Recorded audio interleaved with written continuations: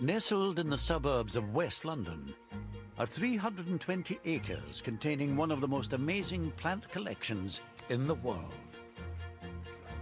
The Royal Botanic Gardens, Kew. It's absolutely amazing how wonderful nature is. From the historic glass houses Wow, what a nice view. to the ever-changing walks and vistas, This is this tree's children. we've been given special access to capture a year in the life of this unique place. With 17,000 species of plants to nurture You were like a kid in a candy store. Oh, look what I've got, look what I've got. and 2 million visitors to enchant, The greenhouse is actually quite tall. the staff are busier than ever. So we're almost near the end of loading the kiln.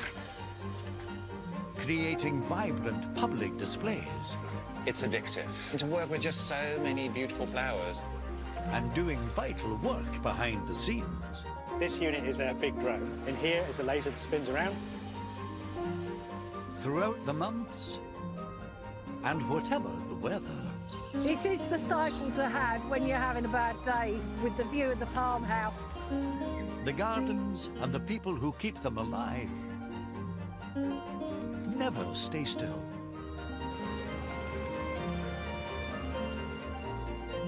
This is Kew, a year in bloom.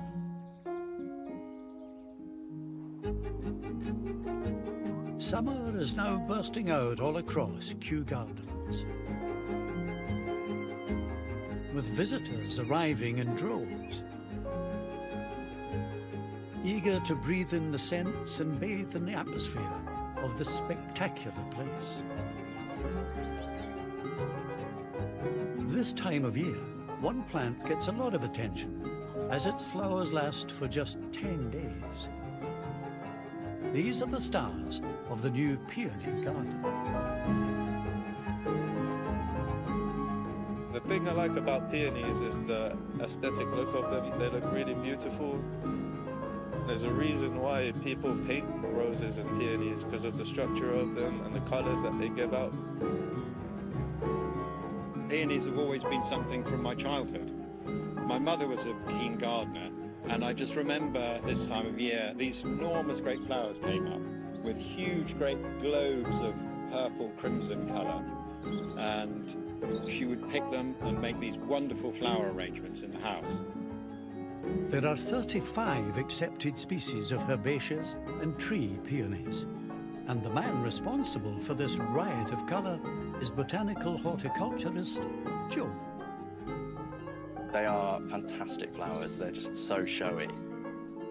They have had cultural uses over the years, particularly in Asian cultures. Chinese medicine has some uses for the roots, I believe, but it's largely because they are of interest as a garden plant. People love to grow them, they love to have them in flower arrangements, so we wanted to have a place to display them. Peonies grow wild throughout the world's temperate regions, but it was with the arrival of the first tree peony from Asia in 1789 that Kew's collection began to really take shape. 230 years later, Kew decided something needed to be done about its jumbled peony displays. Peony Garden runs roughly from the centre path in the pergola to the wall by Kew Road, so it's about 45 metres long. The amount of times that I've been working in here and someone has walked past the sign and said, "Oh, the peony garden," I can't see any peonies. Part of that is because the majority of plants in this part of the garden aren't peonies anymore. At the end of last summer, Joel was put in charge of turning this jungle into a spectacular showcase for these wonderful flowers. So what we're hoping is that the peonies will just be much more visible. In this area, you can't see any peonies at all. If you come round and you can see a part where I've cleared and revealed 2 peonies right in the middle of the bed. That is what we're hoping to do with this project, reveal the peonies in the collection. The entire project will take a couple of years to complete. So in here, we've got an example of quite an important type of peony. This is called an Ito hybrid or an intersectional peony. This is a cross between the woody tree peonies and the herbaceous peonies. And as you can see, it's just completely swamped. So of the things that you can see from this angle, almost everything will be coming out. So it will be a big, big change, hopefully happening in the next 2 weeks. Peonies are notoriously tricky customers, which means there's plenty resting on Joe's shoulders. Peonies are known to be a bit sulky when you move them, so we're trying to do it just as they start to die down for autumn, so that they've got a chance to establish themselves over winter and hopefully flower next spring, but there's no guarantee that they will. It's exciting to think what it might look like, but then it's also terrifying to think if things go wrong. We'll be back later to see how Joe's getting on.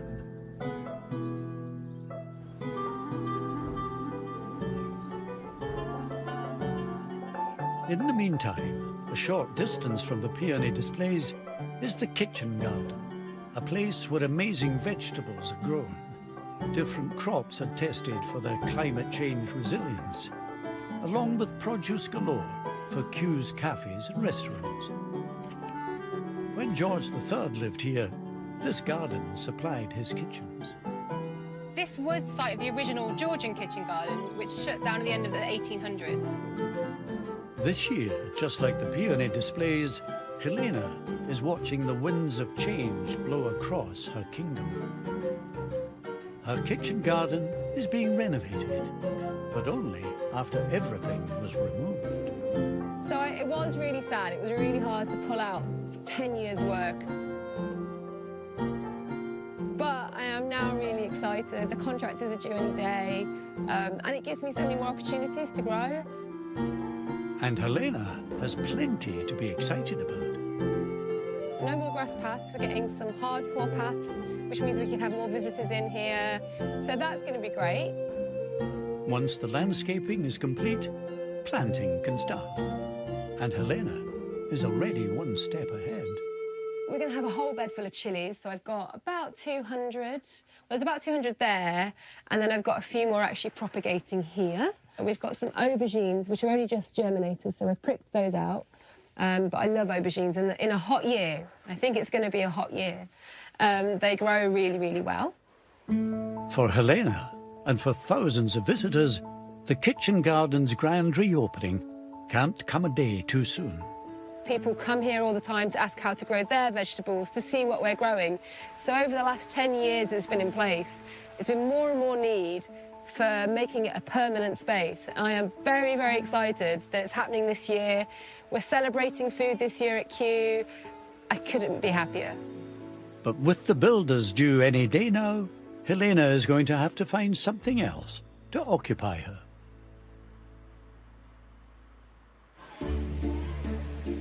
Despite what visitors might assume, like the seasons themselves, change is a constant at Kew. And inside the Princess of Wales Conservatory, a very unusual attraction is being upgraded. There are flies knocking about the place, I'm sure. Some of them, meet a gruesome end. Death from plants is usually associated with the poisonous ones, like hemlock, foxglove, or nightshade. But there is a category of plants no threat to us, but a deadly foe if you happen to be an insect. And Eleanor is building them a new home. So this bed hasn't been done in a number of years. We're not too sure exactly what time span that is, but it was definitely in need of a change, I think. Eleanor's plan is to bring clarity to the displays, with new specimens planted in perfect soil conditions. They're carnivorous because they've adapted, because naturally they live in low nutrient soils. Excited children often try to feed these plants, which is why they have glass panels to protect them. The plants, that is. One of the most common questions we get is, do you feed them flies? Or, people are very intrigued about, what can you actually put in them? We don't actually feed them anything.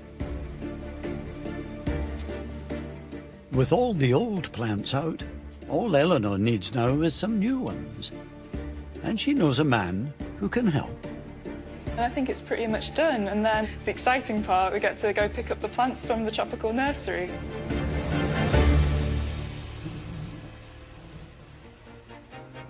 Come back as we see which hungry young carnivores are ready for action.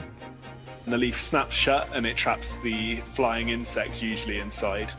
Discover how difficult replanting peonies is. If we put them too deep in the soil, they'll just put up really nice foliage, but they won't flower, at least for a very long time. And meet some very strange visitors. I like the fingernails. They are quite terrifying.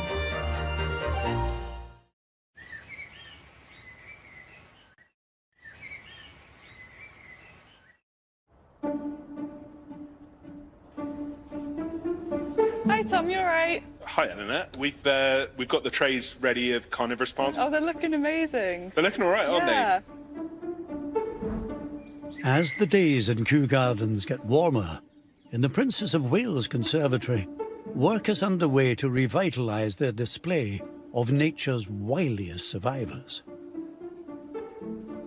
And Tom is an expert in all their fiendish ways. The plant that people probably most think of when they think of carnivorous plants is the Venus flytrap. So on the inside leaf surface, you have 3 hairs. And in order to close, those little hairs need to be touched twice within about 10 seconds.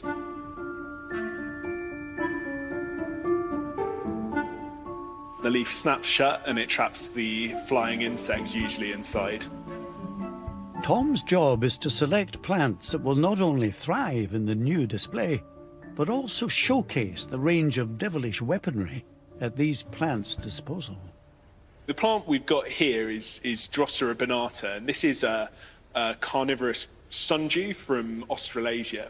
It has these amazing modified leaves with glandular hairs, and they produce a sticky fluid on their tips, which attracts the insects, but also when they land on it, they get stuck on it. The plant is then able to produce enzymes, which break down that insect's body and allow the plant to absorb the nutrients through the leaf surface.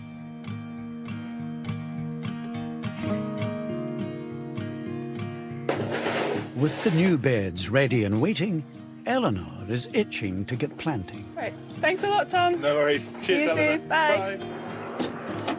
It should take Eleanor 2 or 3 days, after which a curious public and unwary insects will be able to visit.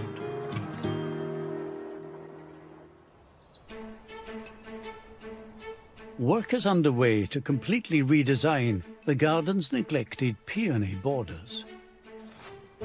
Like many things in gardening, it's not a job to be rushed. The project kicked off last autumn when Joe and his team started clearing out the beds. So we're just replanting the first of the peonies to go back into the beds. We've lifted almost everything from this bed, just leaving a few of the peonies that we'll hope to move directly to their new positions to minimise the disturbance on them. So these are the first ones to go back in. They kind of form the central spine of the new design, and we're just getting them back in the ground. Peonies can be difficult to transplant. Joe must tread carefully.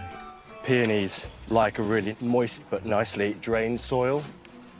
I'm incorporating organic matter. We've got soft mulch that we've got down from our yard, and I'm just incorporating that with the soil that I'm taking out, just to make sure that we've got a really nice, organic, rich mix to go back in the hole.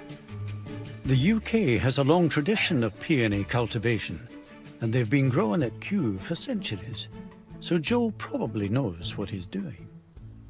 So this is what a peony looks like underground. You've got these really nice tubers, good root system, and then at the top here, this is the buds for next year's growth.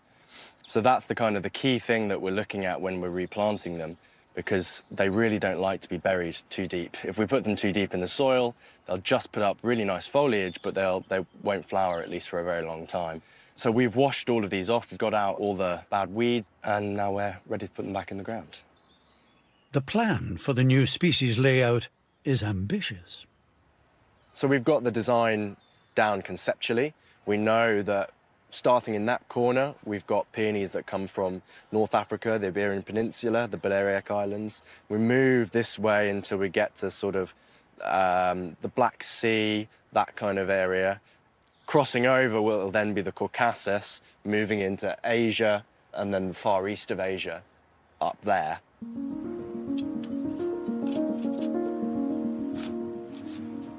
Peonies are remarkable not only for their almost universal popularity as a flower, but also for their known medicinal properties. For the Chinese, the peony has been at the heart of numerous treatments since at least the 5th century. And Professor Monique Simmons at Kew's Economic Botany Collection knows why. This is a species of peony, Lactiflora. It's the white peony, and it's the root material that we've got in this jar. This plant has a range of different uses. We've got scientific evidence of its use in things like antidepressant, etc., because it's known to modulate serotonin. There are other uses like anti-inflammatory, antioxidant that are more general use. In recent years, as more people in the West have turned towards traditional Chinese herbal remedies, there was a concern that not enough was known about them. The experts at Kew were called in to help. More patients were taking traditional Chinese medicines, but also westernized drugs, and sometimes they were getting reactions to them. And we were asked to help assist with the identification of the herbs that were being used. And we realized that we actually hadn't got a good collection. The result is this 7,000-strong reference library of medicinal plant specimens. So this is a modern-day collection of plants used in traditional Chinese medicine that reflects the current use in China, but also reflects the material that is coming into Europe and into UK. The creation of the NHS in 1948 hastened the end of our use of herbal treatments in the UK. But Professor Simmons believes that Kew's work with often forgotten remedies is a vital part of our healthier future. If we were having this conversation 100 years ago, I would have most likely been able to rattle off a whole lot of uses of herbals because I would have had experience of using it. It wouldn't be secondhand and it wouldn't have been what I've acquired by talking to people.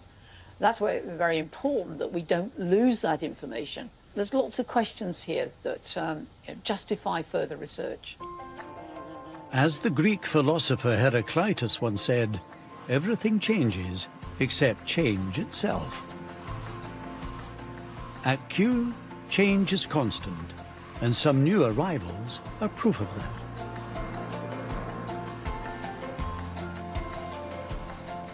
This summer, Danish artist Thomas Dambo has been invited to create an installation that highlights food waste. These two trolls here, they are like on a dumpster dive picnic. They're walking around London, picking up all the different dumpsters and bins, and then they are putting them out between them as a little picnic, and then they're sitting there enjoying themselves in like this.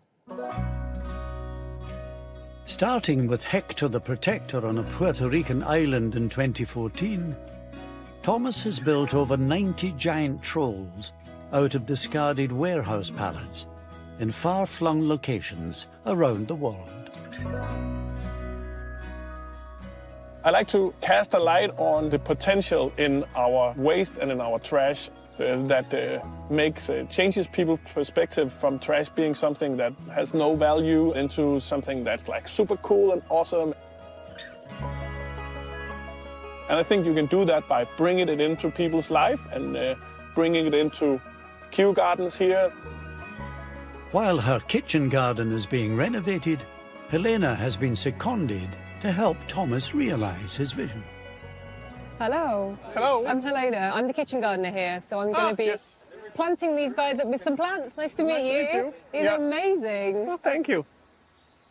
So this summer at Kew, we've got the Food Forever Festival. It's looking at the work that Kew does towards helping the food crisis. Our scientists do a lot of work looking at food problems around the world, new crops that might be really useful, And this is our festival just highlighting that.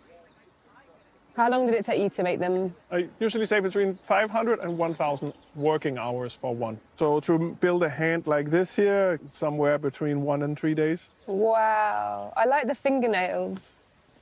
They are quite terrifying. Thomas is passionate about Nordic fairy tales, hidden adventures, and recycling discarded wood.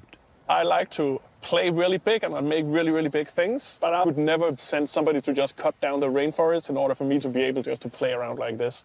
So I think that was the first step for me why I like to recycle, because it allows me to just play. Thomas and Helena are hoping to make a serious point, but the goal is to make people smile whilst they do it. It should feel like something that had been discarded. Yeah. Because it is in a trash can, so it shouldn't feel like a trash can with flowers popping out of it. No. It should more feel like, what's in this? Maybe I can use and eat some of this.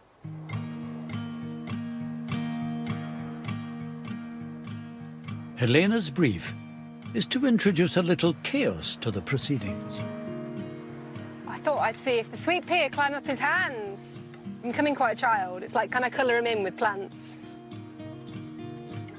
Whilst planting in the kitchen garden is all about regimented straight lines, here Helena can let her hair down. Yeah, I mean, I feel like a complete rebel today. This is like my mentor should be shaking her head at me. There's just I've literally just planted a cabbage on top of a fennel and there's not even 25 centimetres. It's all kinds of naughty, but it'll be so interesting to see how they grow with each other. So it's basically companion planting, but with absolutely no plan. So yeah, it's great fun, but I do feel like someone's going to come and tell me off.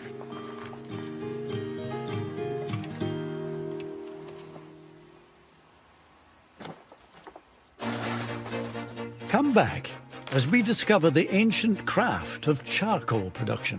The first phase of the burn, up to about 200 degrees centigrade, is forcing out all this water. Meet a family who call Kew home. I feel very, very grateful to be here. And to be able to bring the children up here is something very special. And discover whether the carnivorous plants are a hit. The pitcher plant is huge, and so I'd hate to see the kind of bugs that kind of catches.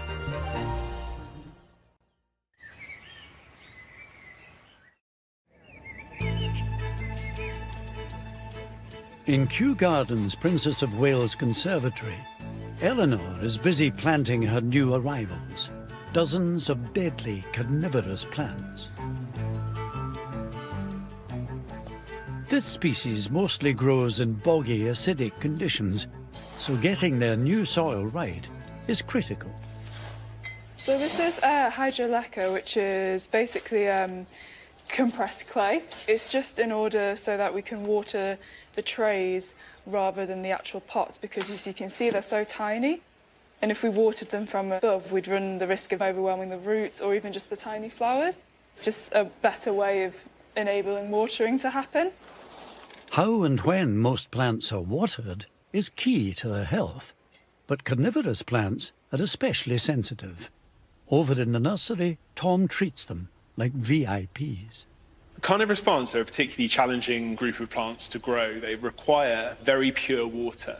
So just watering them with London mains water would kill the plants. So you need to either use treated water, which has had its impurities removed, or use rainwater, which is actually really, really good for growing carnivorous plants.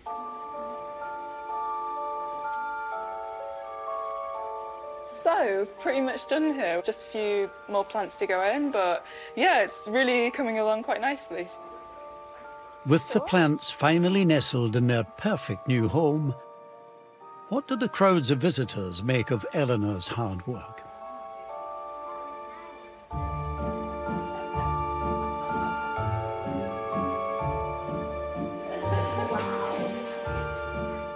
I like the ones, the carnivorous plants that were like leaves, but they had like false flowers on top. I haven't seen that kind of plants never before. I just feel really fascinated by carnivorous plants and how it kind of reverses them being the producer to being the predator.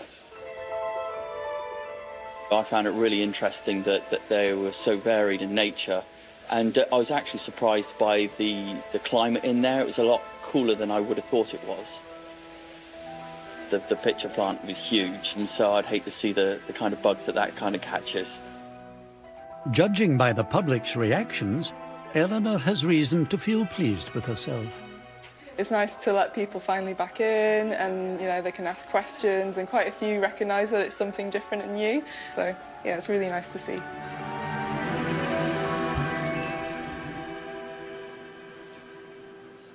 "30 miles south of London are over 500 acres of diverse landscape. It's Kew's sister site, Wakehurst, home of the Millennium Seed Bank, where every kind of seed is stored for future generations. And for horticulturists like Alice, who is producing a guide on reintroducing endangered plants back into the wild. The work is painstaking. So this is Elisebrum verticulatum, also known as coral necklace, and it grows in the New Forest. These are really nice and healthy and got good roots. The protocols that we'll create from growing these will show how we can best convert our seed collections, which are in the bank, into actual plants. A bit like a character in a plant-based Jurassic Park, Alice is reanimating forgotten species. This is Glasshouse 4, and we've got a lot of South African plants in here, and this particular plant is very special because it was grown from 200-year-old seed that was found in a wallet at the National Archives. And this is the end result. It's Leucospermum conocarpodendron, also known as tree pincushion. It's found around Cape Town area of South Africa.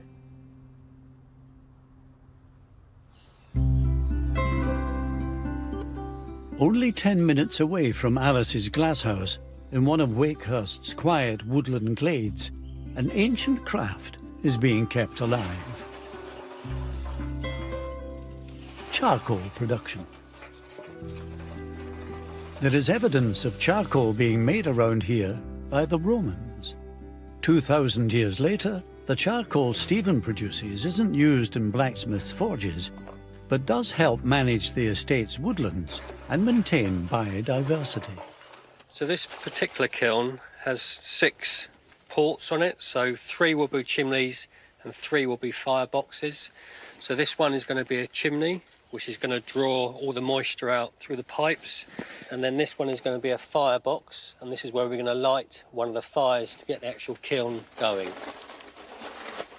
Charcoal is essentially wood reduced to its pure carbon condition, and was prized as a heat source because it burns at over 1100 degrees Celsius, perfect for working metal.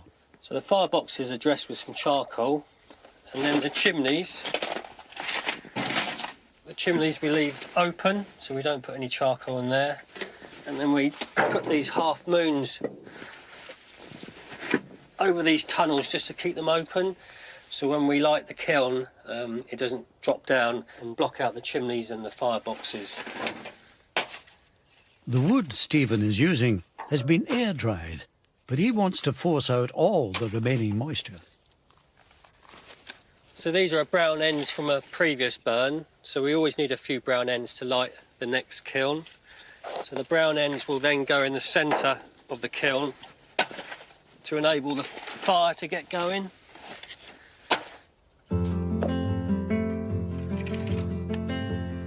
In the 16th century, charcoal was so popular, it contributed to a national timber shortage.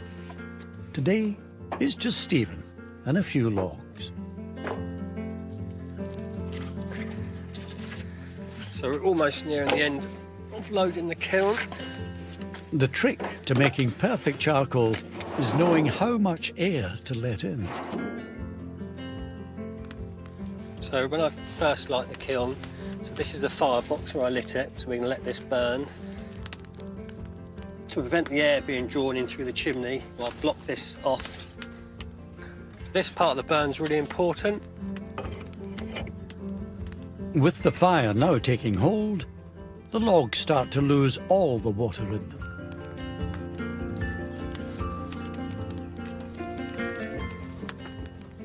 So the kiln's only been going for about 15 minutes, and already we're starting to force out the water from the wood, and by putting the shovel over the smoke, it's already starting to drip. So the first phase of the burn, up to about 200 degrees centigrade, is forcing out all this water. Confident he's got the airflow right, Steve can leave the fire to burn until morning.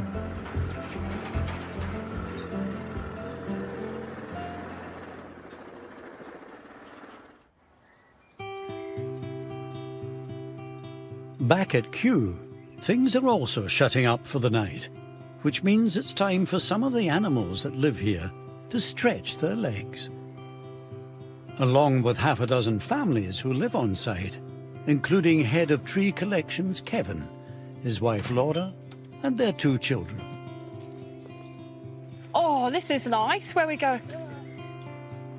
We have been here for about 8 years, and yeah, it's lovely. Such a privilege to live in such an amazing place that's so special to so many people.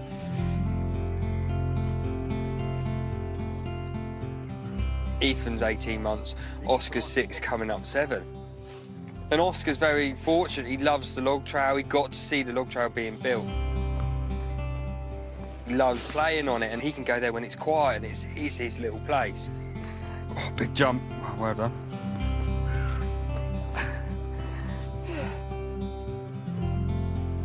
This is actually the best back garden a kid could have. But every now and then, Kevin's peaceful domestic life is disrupted. You're living in a visitor attraction, and you do get the random visitor that will not look through the kitchen window while you're there or try and get in the back garden. But it's all part of the experience, and it makes it so unique. There are over 30 listed buildings on site, many of them built for the staff of Kew's regal occupants, like George II and Queen Caroline, who forged the first royal connection with Kew. Richard, Kew's current director of gardens, also lives above the shop. Some of the other properties along Kew Green, for example, were also under the ownership of the royal family and had, you know, brothers, sisters, cousins of the royal family living in them from time to time. And then over time, they've gradually become more sort of Kew staff properties, although the director's residence has been the director's residence for at least 150 or so years. For Kevin and Laura, every day is a chance to experience something new. I think for me, just by being here 24/7 over the years, I've just learnt so much season in, season out. You just learn so much about what, you know, what grows in what seasons, and I feel very, very grateful to be here. And to be able to bring the children up here is something very special, very special. Come back as we discover if Joe's peonies have survived. Peonies don't like being moved, and there was a risk that some of them wouldn't take and they'd start rotting off under the ground. The hard work begins in the kitchen garden. So squash and pumpkins, that should be finished in the next few days. And one man gets a well-deserved meal inside him. I need to sample the quality of the charcoal with a good bacon sandwich.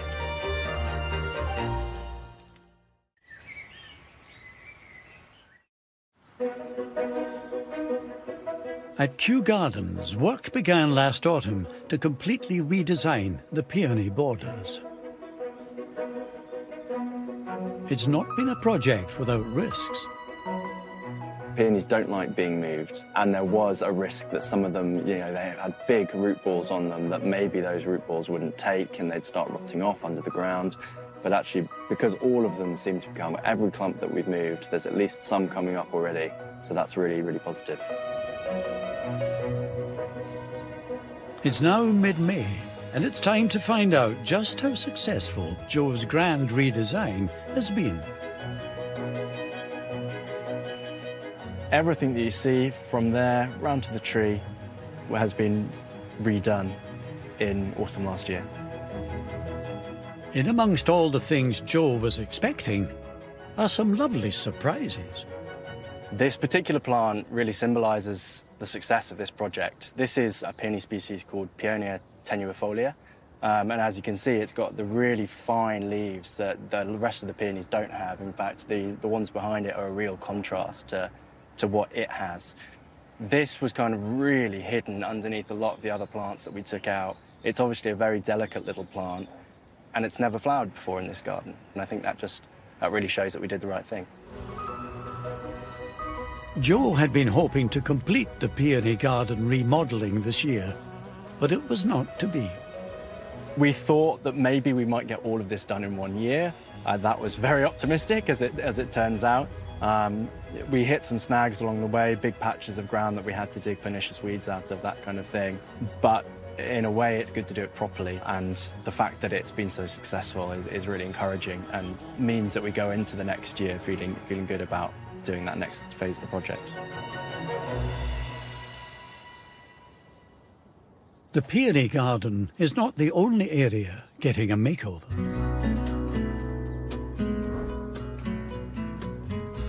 The contractors have been completing the hard landscaping in the new kitchen garden. It's now Helena's turn for some hard work. So we've got the new kitchen garden, which is pretty much ready to go. We've got some very fancy new paths. It's completely porous, the water still runs into the beds. We've got this new metal edging as well. So all my beds have become neater and tidier, and I have right angles, which has been a lifelong dream in this kitchen garden. Although the end of the old garden was like saying goodbye to a favourite friend, Helena looks like she'll get over it quickly. So squash and pumpkins, that should be finished in the next few days. And we've created the beginnings of what would be a mushroom bed, which we're going to sort of put some wood chip down. We're going to put some logs, hopefully from trees that fell in the storm earlier in the year. And we'll inoculate those, and then over the next few years, we'll progressively have different mushrooms. The garden even has its own microclimate. It's got the wall, which gives it twice as much heat as everywhere almost, south-facing. So it's a really, really great place to grow things that you might not be able to grow elsewhere. We're going to have some benches here for people to sit and look at what's going on, and I've got some sweet peas, which, although not edible particularly, are just a really nice part of a kitchen garden. These arches were salvaged from the centre of last year's kitchen garden, so they've been here for about 8 years, and they had apples growing up them, and I didn't know what to do with them, but I refused to throw them away. So they're now here to grow our beans up, and we ripped out a really nice, well-established asparagus bed, and we've started again, but it'll be another 3 or 4 years until we really get a good harvest out of it. And this is going to be our salads bed, so this is the bed that I harvest to go to the kitchens, and I'll do that on a weekly basis once they've got some plants in it, but we're not there yet. There's a huge amount yet to do, but it doesn't look like it bothers Helena. There's still a lot to plant out. It is all sat somewhere ready to go, but it's really exciting. It's a new challenge. There's going to be further stages over winter. I've got a lot of places where I'm going to put some climbers and more fruit, and it's going to really evolve over the next few years. But for this summer, we've just got to get the rest of the beds planted up, start harvesting for sales and for the kitchen, start our tours again. Just time to get going again.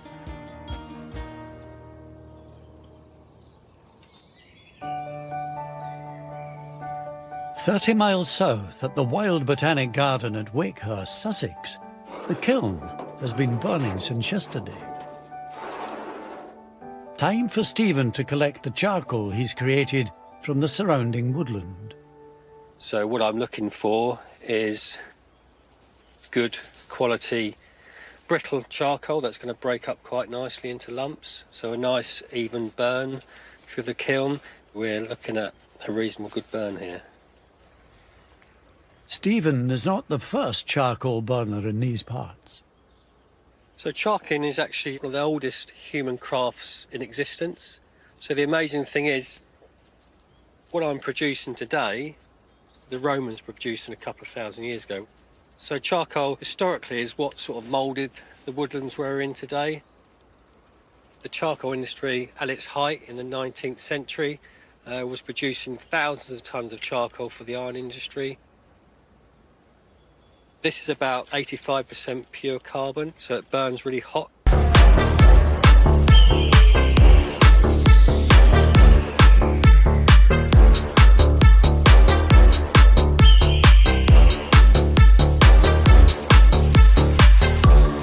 khám da liễu về, bác sĩ bảo có ải trong tim không nhỉ? Tim không nhỉ? Tim không nhỉ? Tim không nhỉ? Đi khám da liễu về, bác sĩ bảo có ải trong tim không nhỉ? Tim không nhỉ? Tim không nhỉ? Tim không nhỉ? Đi khám da liễu về, bác sĩ bảo có ải trong tim không nhỉ? Tim không nhỉ? Tim không nhỉ? Tim không nhỉ? Nhỉ nhỉ nhỉ nhỉ nhỉ nhỉ nhỉ nhỉ nhỉ nhỉ nhỉ nhỉ nhỉ nhỉ nhỉ. Có ải trong tim không nhỉ? Có ải trong Today it's predominantly used on our barbecues to produce burnt sausages washed down with cold lager. If the proof of the pudding is in the eating, Stephen probably deserves to find out. So we're going to have a well-earned bacon sandwich cooked over some of my fine charcoal that I've just emptied out. In some ways it's almost like working in a brewery and not sampling your ale, and it's a bit like here's with the charcoal kiln. You know, I need to sample the quality of the charcoal with a good bacon sandwich.